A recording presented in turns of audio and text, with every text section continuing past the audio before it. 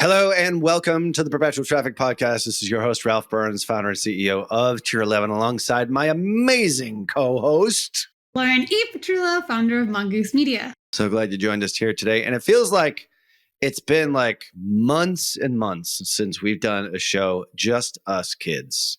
So we've had guests, we've had guest stars, but no Lauren and Ralph, just solo. That's what we're doing today. No Ralph Lauren. Ralph Lauren, our favorite polo. Ralph Lauren. That's right. I like my name being first. I always sort of like that. Although I lost out on when my kids were born. They're called Sorrenti-Burns. By the way, I don't know if you knew that. A little more detail about my personal life. But anyway, so here we are, Perpetual Traffic. We're going to be talking about yet another MPI, which we have never talked about.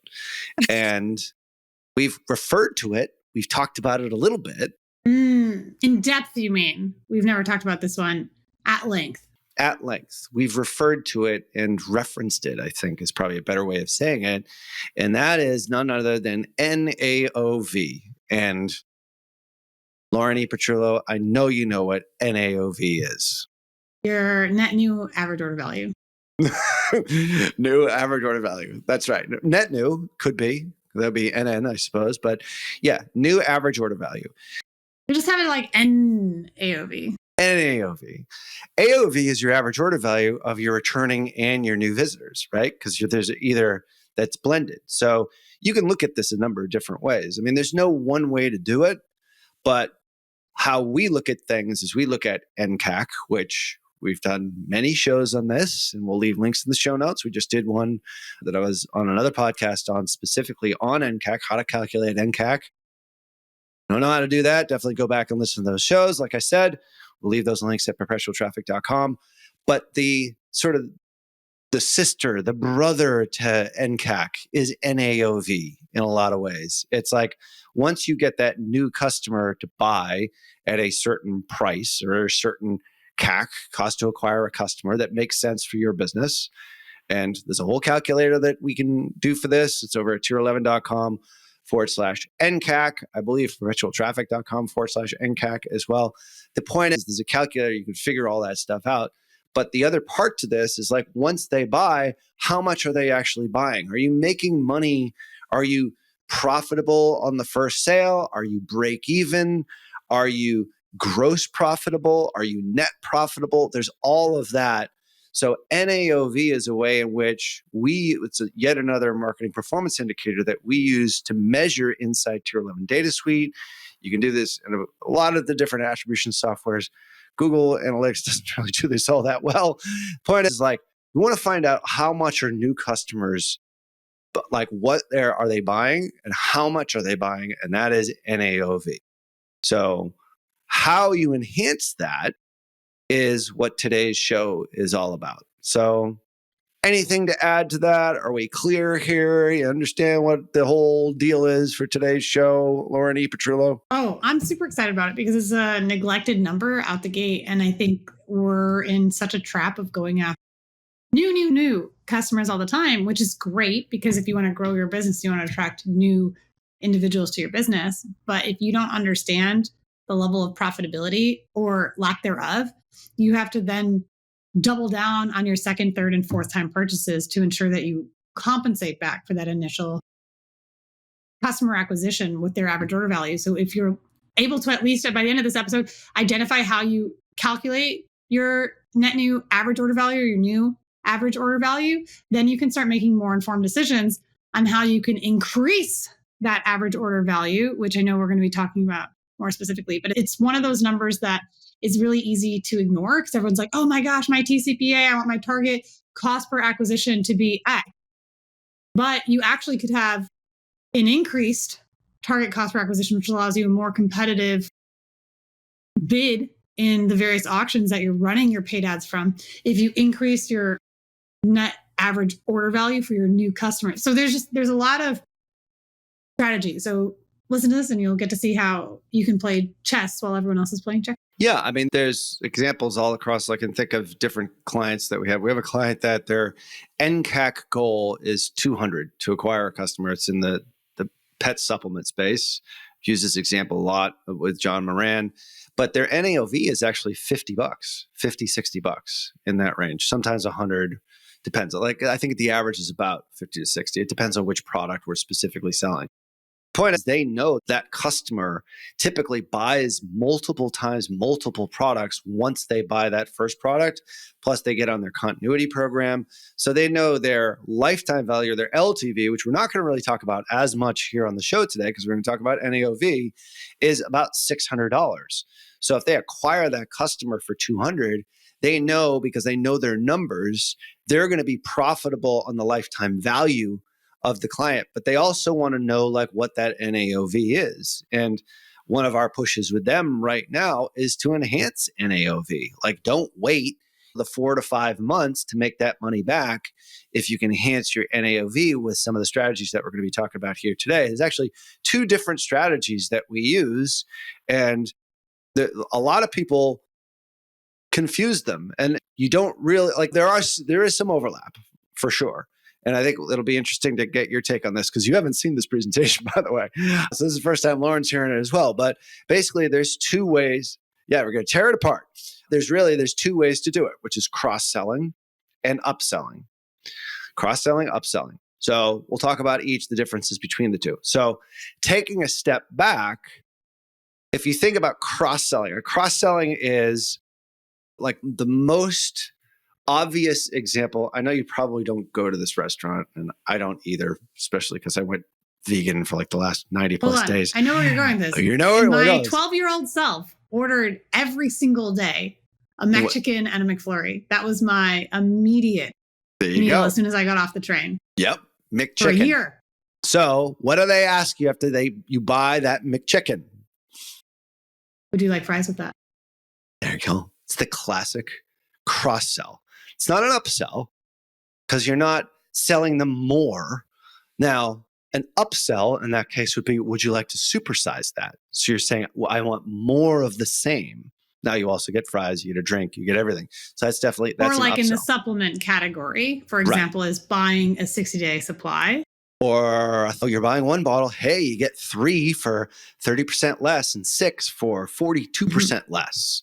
Which is often in bundling, but it's bundling the same product to get more of that initial purchase. Right. So that is upselling. Cross-selling, the interesting part of this is that, and I actually verified the numbers on this, is about 15 to 40%. It sort of depends on, like, if you look at different financial forums and so forth, 15 to 40% of McDonald's annual profits come from cross-selling. 15 to 40%, because the cost to make fries are basically like, they get them for next to nothing. There's YouTube videos on this, like how the largest purchaser of potatoes in the world is McDonald's. Largest purchaser of beef in the world is McDonald's. So it's like they get an insane price for fries, and then they buy them in bulk. So it's like literally pennies a serving. And they're selling it for whatever they're selling it for, 99 cents, $1.99, depending on how many fries you get. So it's almost pure profit.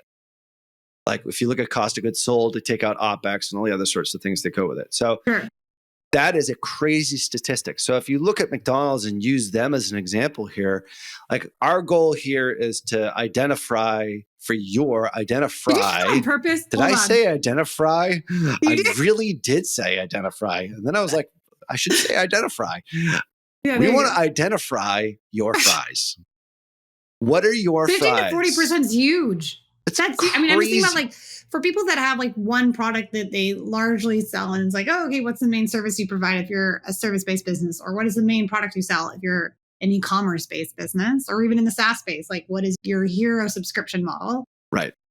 Does at least 15% of your revenue come from an additional product? Yeah. From that initial purchase. Yeah. And if not, that's screaming opportunity to model the franchise of McDonald's. I mean, these companies we talk about Walt Disney and Disney a lot here because you have that experience. I've got experience in the corporate world. These big companies are big for a reason because they're doing a lot of things right. Like I'm sure you in the Disney world can think of all kinds of cross sells that they do when you get a package. Band, if you're booking, the Magic Band is like, you're like, hey, would you like to pay after $150 to go into the park per day? Would you like to make a custom band for $24? Yeah. When you're buying a hotel package with tickets, do you want to include a meal plan? Right. All sorts of different aspects to it where it's like, how can you capture the entire customer's experience and get them to spend as much money before they actually arrive in park? That's like the too long, don't read. If you want to understand how does Disney make as much money as they do, because they collect as much money as possible before you physically step foot. Absolutely. On property. Yeah. Because then it's like new money. You've already spent it, right? So it's like, the $10,000 to $20,000 on that vacation, you don't count what's already been spent because that car's been paid. It's like, it's so crazy how we as humans actually process things. It's like, I just went to Italy and I was like, I didn't even think about the amount of money that we spent on Airbnbs for like 2 weeks there with 2 boys and like 4 bedrooms and like Venice and Florence. But so I was like, yeah, I haven't even thought about that. I'm like, yeah, dinner every night. We're going to have a great bottle of wine. It's like all those costs, even though like the bill hadn't even come, I don't even think about it. So like, that's just sort of how humans behave. So Disney is dead on. It's like, get them to buy, maximize. That's like almost incredibly high amount of profit before you even set foot on the place, before they even have to deliver the service, which is crazy to think about. So, but you have to understand that there's a level of expectations that are coming across, right? Like there's this like thing that I would call, well, I didn't term this, someone else at the team had called it like the Disney bubble, because you think about it, the average family of 4 is spending at least $10,000 for a 7-day vacation, right? And that's directly to Disney's bottom line, which is park tickets, hotel accommodations, food, and all that stuff. It's a ton of money, really. It's crazy. It's a ton. And a lot of that is paid in advance, right? And you're going, and let's be real, like Orlando is a swamp. It was a swamp. I guess it still is a swamp. Fun fact, 5,000 ladybugs are released every so often on Disney property because they eat mosquito larvae. Serious? It's a swamp. Oh my God, we don't ever see that. Well, at Disneyland, they have house cats, right? So these cats that go chase the mice problem, because it's a different pest control. Yeah. So, yeah, like things you learn about your company. But great insight. Orlando's a swamp. Right? It's 100 degrees, 40 degrees Celsius in the summer. You're surrounded by 100,000 other sweaty bodies. As a tall individual, and it rains every day right after the 3:00 parade, what happens when someone opens an umbrella? If I'm not wearing glasses, I'm going to poke my eye out and experience like a Christmas story, right? Like, you'll shoot your eye. You are right at umbrella height for like the average person. The worst. Especially with heels. You know what's, well, yeah. Because, of course, heels and platforms. You do not attend Disney parks any other ways. Why would you? The other component is the ECVs. Like, you have all these wheelchairs now that, like, you get clipped on the back of your feet. So you're getting hit. You're getting poked. You're standing next to sweating body. You're spending $45 for a bottle of water. You're waiting 6.5 hours in line to meet Elsa or whichever character you want. You actually end up going on 4 or 5 rides. If you have a family with a height requirement, so you have a child under the age of 5, you're splitting and you're not all able to attend the rides together. Right. The husband, potentially, and stereotypically, the person is like, oh my gosh, why am I not working right now? The mom or that matriarch might be like, well, I need you to be in these pictures. You're pushing these kids. The kids are complaining. It's Everyone like hell, is stressed. actually. It's like right. But this Disney bubble is all of a sudden you pass 2 hours away and you're like, that was the most magical vacation ever. Right. Let's do it again. Yeah. But all that to say is they get you on your nAOV, because at Disney World, 50%, at least I don't know if those numbers are the same, but like 50% of attendees at Disney World are new. 50% are return. At Disneyland, 80% are returning their annual pass holders. They're in the drive-in market. 20% are new. So it's a very different approach. So in the nAOV model that we're talking about, like Disney World is an amazing opportunity, because when you're going after the new folks, the marketing is way different. The old folks that are returning, they're trying to recreate the memories they had as a child. So they're taking the picture in front of the same tree. Yep. Right? Whereas the new folks, they're new to the experience. So it's like, how do you get them to buy food and package plans, and you're selling convenience and comfort? And so anyways, to the Disney model, sorry, I'm like, it's such a great example, but we'll dial it back into your use case for your presentation. Well, like that, the whole goal here is to identify your fries. All right. So, like with in McDonald's case, like they have the fries thing kind of down. Like there's no question about it. So, let's say you buy a new laptop, a cover for it, like those plastic covers that everybody like, that would be like a cross sell. You buy new shoes, like, hey, do you want socks too? Like, hey, those are such great shoes. We have a fine array of socks. Like I was in buying shirts, like, do you want some ties too? I'm like, no, I never wear ties, but that's a cross sell. A lock for matching bra and panties. Yeah, exactly. Right. Just thinking last time you purchased those together. Not ever. Yeah. Amazon does this great. Like what others bought, sort of at the bottom of the site. Frequently purchased with. Like I fall victims to that all the time.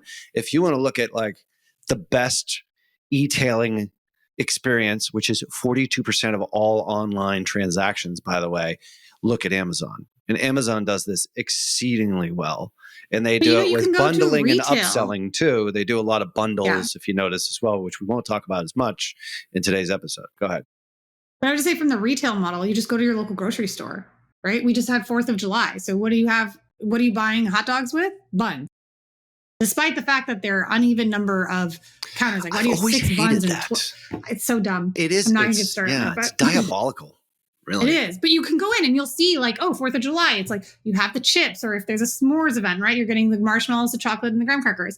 If whether or not you want to like model your stuff off of Amazon, which is great, I encourage you to walk into like a TJ Maxx or a Marshall's or your local grocery store to see how they're putting products together for the cross-sell. Sephora, if you go into that line, that exit line that you have.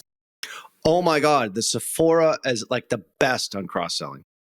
It is the best. I told you this story.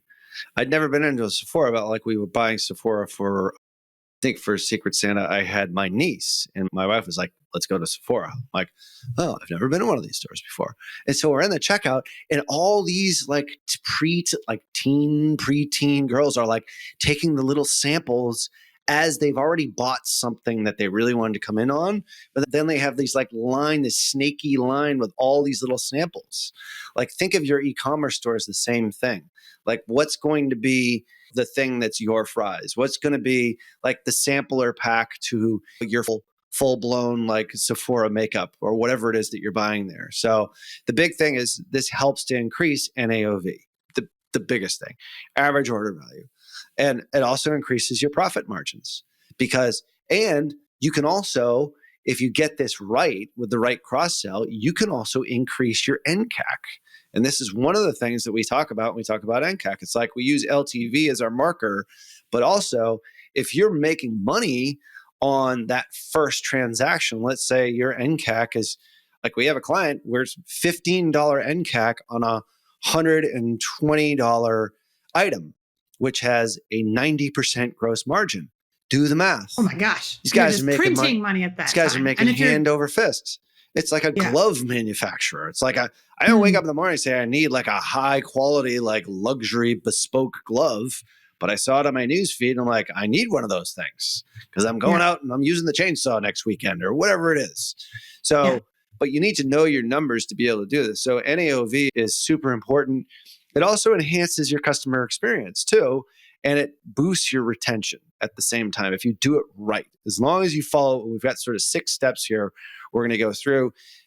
If you have slow moving stock that you want to get rid of, that's complementary to your hamburger that you're selling, your upsell, your cross sell. What did I say before? Your fry. What did I say? You want to identify your cross sell. Which the hamburger might be the fries and the upsell could be like upgrading to a pretzel bun because you're modifying the existing order to increase or like a double, like making it a double or like for those going to the bar, make it a double. Like you've already ordered the shot. We all know the bank example. It costs more money to acquire a new customer. So the more money you can get from them, the more profitable you can. The more profitable you are on that transaction. Like we're taking LTV out of this. So it's like you want more cash at the point of sale. It's like, it's great. We've got that client that I mentioned, like the 50 or 60 nAOV, $200 NCAC. That's great. We can either get the NCAC lower, which is harder to because of the space that they're in. But the next real step for them is to enhance nAOV, which is the reason why we're actually doing this show. So When you increase your nAOV, you're allowed to then potentially increase your NCAC, which is mean you're willing to pay more for that new customer. And it's very well known. And I don't know who said it first, but the person who's willing to pay more for a new customer is always. Yeah, Ryan Dice claims credit for it, but I think it was actually Dan Kennedy. All right, so we're clear. He always says nice things about you. He kissed me once, full on the lips. It was kind of gross, and then he grabbed my ass. But anyway, that's a whole other story for another day. So let's make sure we understand the difference here. So cross-selling is about selling a different but complementary product to a customer. So fries to your burger. Upselling is offering a more expensive version of the product that you're already going to buy. So supersize that for $1.99 or whatever it happens to be. So that's sort of the differences. We'll do a show on upselling at a later date. But today, let's go into 6 ways to cross-sell. So you ready? Let's go. All right. Number one, choose a complementary product. So the principle behind this is that items that are naturally used in conjunction with each other, such as burger and fries, make the best complementary product. This makes the add-on feel like it's sort of a natural extension of what you're already getting. It's enhancing the current experience. So think about like in the beauty niche. This is actually a client that we have and I'm using their example here. They sell a high-end anti-aging serum, and then they suggest a complimentary eye cream at the point of sale. So like it's complementary to what they're already doing. Hydrating cleanser prepares the skin, and then after the serum's application, like it's complementary. They work well together. You could buy one independently, but now you're not baiting and switching here though. Let's make sure that we're really clear on that. This is something that's in addition to, that adds more value, because remember, one of the biggest parts to this is that you're not only trying to increase your average order value, increase your profit margin, but you're also trying to enhance the customer experience and boost retention, saying, oh, those guys are great. I never would have thought of buying that thing that I actually really needed with the thing that I already got. Mindful that you don't want to deter from the initial sale. So I think that's where a lot of people will do cross-selling wrong, where it's like, hey, here's an anti-aging serum, but also try this blemish serum. Because now you're competing. And when the customer has to consider like, wait, do I need both? That's not a successful cross-sell. But when you're like, oh, an eye cream, you have the most sensitive skin underneath your eye, you need a different formula, and that these are complementary together because the antioxidants aren't going to cancel each other out, so that these are going to go very well together. That is a successful cross-sell because you've identified complementary products. Right. Another, using the beauty example, is selling foundation. Like we know it, we're going to assume that everyone knows what foundation. I've never used foundation. However, I know you need a brush to apply foundation. So adding a brush, that is a perfect fries, an applicator to whatever it is that is your best-selling product. In their particular case, they had and we'll talk about this maybe one of the other ways, they have like 7 or 8 different colors of brush. Don't offer 7 or 8. No, because now I have to choose which one. And then I'm thinking of like, do I want a pink brush or a blue brush? But wait, now I'm not even thinking about the foundation anymore and thinking about, oh, I want my foundation with a brush. You're confusing the customer. So you've lost the cross-sell. Right. So that is point number 2. Like when you do offer that cross-sell, limit the options. And in most cases, it's, all right, well, if you're going to offer a brush for a foundation as the primary, is the Big Mac, the brush is the fries, just look in your Shopify store, which is the most popular. Like there's probably going to be 1 or 2 colors that are the most popular. And then also look at how people have purchased in the past. And there's ways to pull all of this inside the back of Shopify as well. You just sort of sort by products, like what are people buying together? This also gives you an idea into, number one, like what is my complementary product? You've got the data, chances are, on the back end of your Shopify store.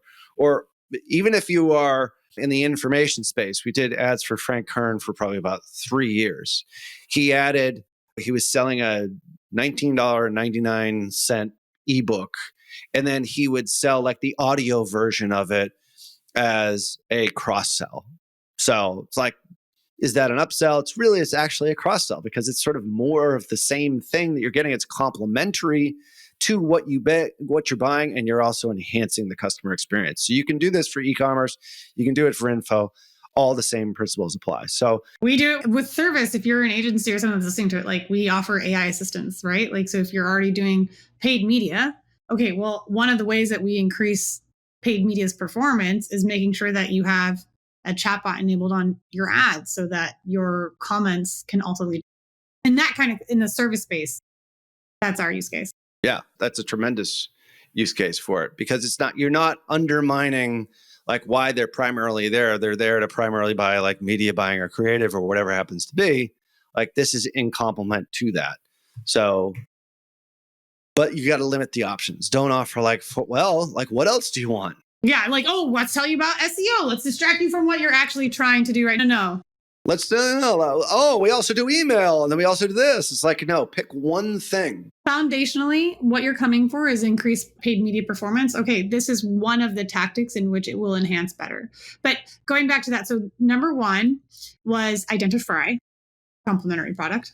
Number two is limit your options. Like be super clear on what makes the most sense. And you're saying that you can go into your Shopify store. There's lots of like third-party apps that can help you do this. I mean, I know like Triple Whale has had one of the best examples I've seen where they tell you like one of their models is like, it gives you straight up who makes the most sense of what purchases are because they do that cross-sell, upsell journey and stuff like that. But there's a lot of resources available to you. But number two is have a clean, clear product. Yep. So yeah, clean, like choose complementary, limit the options. Another example in the beauty case, and this is a good one, is like this client sells sort of a complete routine.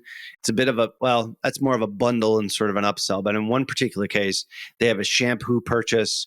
And then after that, they offer a matching conditioner and I think like a hair mask as well. So there's ways to do it. Like think about what are the things, like if somebody's buying shampoo, like a cross sell is conditioner, like obviously. So the third part of this, and this is where that last one sort of breaks the rule a little bit. So this is not a hard and fast rule, but I would apply this in most cases, is that number three is you got to price it appropriately. So in most cases, the rule of thumb here with cross sells is try and make it anywhere between 40 to 50% less than the main product if you can. Okay. So hence the fries is a much lower valued price than the burger so that you're not now buying two whole products, you're buying a complementary one. So you're not increasing massively your complementary. Like it's adding avocado. Right. So I think I don't even know what a Big Mac goes for, but let's say it's like $3, like fries are maybe like a buck. I don't know. What is it? Okay. $5, $4. You can feed a family of four for like $20 at McDonald's. Unbelievable. Do you know how much it is? We could probably Google that. But anyway, oh my gosh, the point is about you're 50. Showing. Okay, that's fine. Yeah. $3, $3.50. No, it's actually more than that. No, it's significantly more. Keep going. It's been a long time since I've been to McDonald's. I know what it costed. Like everything costs at Whole Foods because it's like I just give them my entire wallet. Like that's usually when I leave Whole Foods, just throw it in the trash. Well, that's what Bezos has you doing, right? It's just more money to Amazon. Yeah. Well, it's just yet another example of how Amazon is just a money-making machine. Yeah. So they do it really well too. If you notice, I mean, there's so many examples of this. But anyway, if you can price it 50% less than the main product. But you're not saying discount it. You're saying find a complementary product with the filter of it not being significantly a crazy different price. You've already anchored your product price from the initial product that they want. So if they're coming for a shampoo, if the shampoo is $40 and you're offering a $60 conditioner, oh my God, you now have to convince them why that conditioner. But if you have a complementary conditioner that's at like 40 to 60% cost. So if it's a $40 shampoo and then you have like a $20, $25 max price of what you're looking at, that's going to not cause friction to a more successful cross-sell, which allows an up increase in your nAOV. Yeah. So 50% or less, like one of the examples from, I think this is actually a different beauty client, but they sell like a $60 or $70, it's like $67 moisturizer. And the cross sell is a $15 lip balm. So I mean, they're complementary to a certain degree. I think it's like a facial moisturizer. For sure. It's moisturizer for your lips. Your lips they don't secrete any oils. So with your face, oil can be a moisturizer, depending on your type of skin, but your lips, you have to apply something because your lips don't have that. Yeah, it's also got SPF in it too. So it's like there's an added so you're like a little bit of like an added benefit. But the point is like, that's like what, 25%. If it's 67, it's 15. I think it's $15 or $17. So anyway, that's usually where we draw the line. So if it's less than 50%, always good, makes it just that much easier. It avoids the confusion. I mean, you can potentially say, hey, $25 and now it's 15 because you're buying this other item, incentivizing. But you're not detracting from the initial want. That's the hard part. A successful cross-sell isn't going to cause additional friction on the initial purchase. Absolutely. So there you go. So number 4 is time it right. So the best time to do this is time it as the customer has already committed to the primary purchase. Like you said, very important. You're not sabotaging, you're not baiting and switching here. You are like adding to what they're already doing. And the best place to do this is on an e-commerce site. Once a customer clicks add to cart for a shampoo and conditioner set, you might have a pop-up for frequently bought together section that appears like a conditioner spray or a heat protectant, like something like that. So there's like right at the point of sale. This is usually done. A lot of people call this, Amazon does this all the time as one click when you're on add to cart. Like that's the time to do it. You got to time it effectively. So upsells oftentimes are done after the purchase is made. Like once you have one, hey, would you like to get 2 more for only X amount of dollars? So that would be an upsell. You're getting more of it. And that's usually the timing of that is not on the add to cart stage. You can do this as a pop-up. You can do it as a box that they check right on your cart. The point is like, that's the right time to do it. So last 2 here is first off, don't be pushy. Okay. Like don't have a pop-up that screams in their face. It should feel like it's a helpful suggestion for them. Remember, you're trying to enhance the user experience. You're trying to enhance retention for that client. They want to like your brand. Don't be a pushy, like try to sort of sell them something that they really don't want. This is not timeshare that we're doing here. So don't be a pushy asshole. So like have a pop-up to say, you must buy serum with that cream or something ridiculous. Don't interrupt the experience. Don't be annoying. Don't have multiple pop-ups. People hate that. Just give them one chance. Like seriously, like I've seen that happen. So don't be pushy. And are you sure you don't want this? Last chance, and there's a timer on it. Like, really? Is there a timer? Like the collagen enhanced the collagen cream is gonna like run out, and that's the last bottle ever. The point is, don't do any of that sort of like scammy sales stuff because nAOV, and you're talking about retention here. Last but not least, number 6, just continually test and refine this. Chances are you're probably not going to get it right on the first shot. Like for us, for example, like our application page, it's the most important page on our site. We're continuously A/B testing it, like constantly. Like, should we put a video on it? Should we like pick, like, this is the most important page on your site. So test this. You should always have a test going, especially pick your top 1 or 2 products to figure it out. Just force rank them inside Shopify. Where are you getting 80% of your revenue from 20% of your products? Start with those. It might be 1, 2, or 3. We talked about this with the folks from Unbounce. Don't get too complex here. Just start with one, but test, and then figure out what works. So that you can potentially get 15% additional revenue with like 1% additional work. Yeah. And like have it on autopilot. So, and that's really what you're trying to do here. So these are new clients. Remember, like we're going NCAC here. We're talking about nAOV. Obviously, this will apply for returning customers as well. But we're really sort of talking about like how to increase your nAOV. And ultimately, if you can increase your nAOV, it's one component of you being able to pay more and being willing to pay more to acquire a customer. And that affects your NCAC. So anything to add?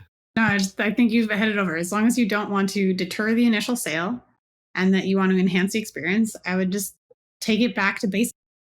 So I invite you to walk into a grocery store or to Sephora or to an Ulta or your local board game store. And it's what are they doing in person? Like you want to bring that feel good opportunity to an online environment.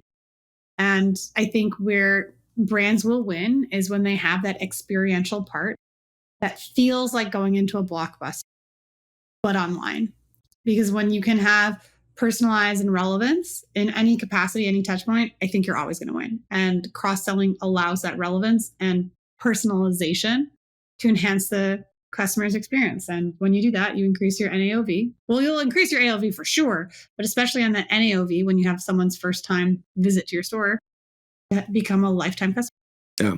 At the end of the day, what you're trying to do is obviously increase profitability, but really what you're trying to do is enhance your customer experience. So that's why you have to test it. So anyway, we will do our show on upsells at a later date, but hopefully this was insightful for anyone in the e-commerce space and or digital product space. You can do it in any space here. See it all the time. It's a really easy way for you to increase revenue for your website and for your business and ultimately scale and grow the right way. And once again, this is a marketing performance indicator, which you can get over at perpetualtraffic.com/MPI, but you already knew that. So thank you for listening this week. Make sure that wherever you listen to podcasts, you leave us a rating and review. We didn't read them this week, but we will on our next show. Leave us a rating and review. We love 5 stars, but we also like the 1 and 2 stars, which are hysterical. But the point is, we really appreciate you listening here. All those ratings and reviews get us out to a wider audience, teach people how to do this stuff the right way. And that's what this show is all about. So on behalf of my amazing co-host, Lauren Petrullo. Ciao. Until next show, see ya.